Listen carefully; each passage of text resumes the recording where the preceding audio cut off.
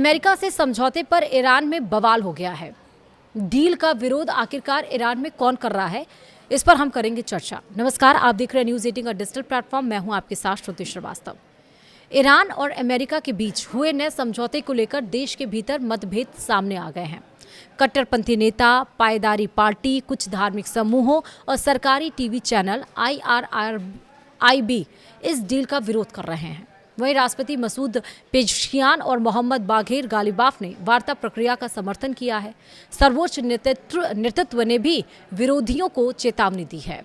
आखिरकार ये विरोध क्यों हो रहा है, कौन कर रहा है और क्या चेतावनी दी गई है, सब कुछ इस वीडियो में विस्तार से आपको बताते हैं। दरअसल ईरान और अमेरिका के बीच हुए नए समझौते के बाद ईरान के अंदर विरोध और समर्थन की राजनीति तेज हो गई है। हाल ही में ईरान की सुप्रीम लीडर मुश्तबा खामनेई के नाम से जारी एक संदेश ने इस बहस को और ज़्यादा बढ़ा दिया है। समझौते पर साइन होने के बाद मुश्तबा खामनेई ने कहा कि ऐसे बयान या कदम जो जनता के बीच निराशा और अविश्वास फैलाएं, वे दुश्मनों की मदद करने जैसे हैं।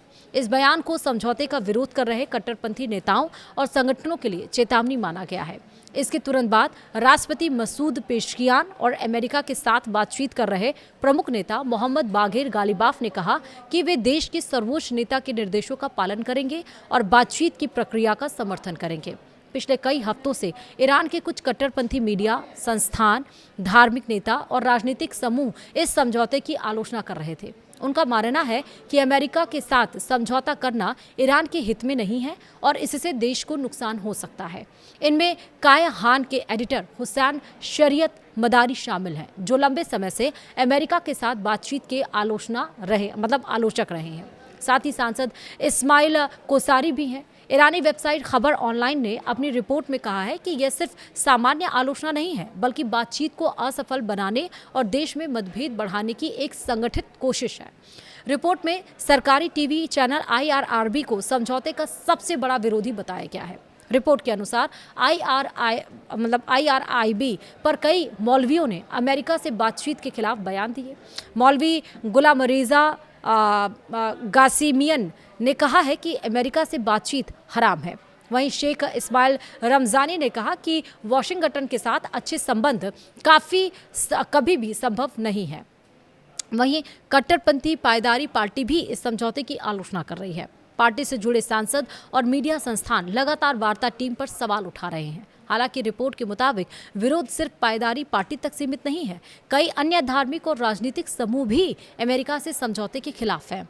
वहीं गालिबाफ ने चेतावनी दी कि जो लोग सर्वोच्च नेतृत्व के निर्देशों का विरोध करेंगे, उन्हें जनता की कड़ी प्रतिक्रिया का सामना करना पड़ सकता है। फिलहाल समझौते के बाद विरोध की आवाज़ें कुछ धीमी पड़ गई हैं, लेकिन यह साफ है कि अमेरिका के साथ रिश्ते सुधारने के मुद्दे पर ईरान के अंदर अब भी गहरे मतभेद मौजूद है। अब आप सोचिए कि 28 फरवरी से ये युद्ध शुरू हुआ था, ईरान, इजराइल और अमेरिका का 100 दिन से ज़्यादा युद्ध ये चला, जहां कच्चे तेल की कीमतें लगातार उछाल मारने लगी, जहां पर पेट्रोल, डीजल, LNG, PNG के गैस जो दाम है वो बढ़ने लगे, जहां पर विश्व आर्थिक संकट खड़ा होने लगा, इन्फ्लेशन जैसी चीज़ें मार्केट में बढ़ने लगी।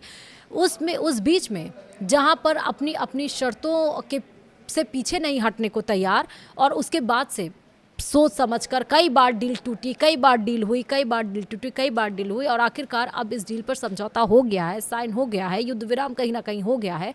उस बीच में ईरान में अब बगावती सुर यहाँ पर खड़े हो रहे हैं और उसको समझाने की कोशिश यहाँ पर सरकार की तरफ से की जा रही है। लेकिन जब सरकार की समझाने की कोशिश के बाद भी ईरानी लोग ये लोग नहीं मान रहे हैं, उसके बाद उन्हें चेतावनी दी गई है, क्योंकि अब ईरान भी चाहता है कि उसकी शर्तों के साथ जो डील हुई है उस डील पर कायम रहे। अमेरिका भी ये चाहता है, जो कंट्रोल करना चाहता था ईरान को, कि जिस मकसद से उसने युद्ध छेड़ा था वो मकसद तो पूरा नहीं हो पाया, लेकिन वो चाहता है कि अब युद्ध ये ख़त्म हो, ये युद्ध यहाँ पर सिमटे। लेकिन जो बगावत के सुर अब यहाँ पर ईरान में खड़े हुए हैं, क्या वो नई मुसीबत ईरान के लिए पैदा कर रहे हैं?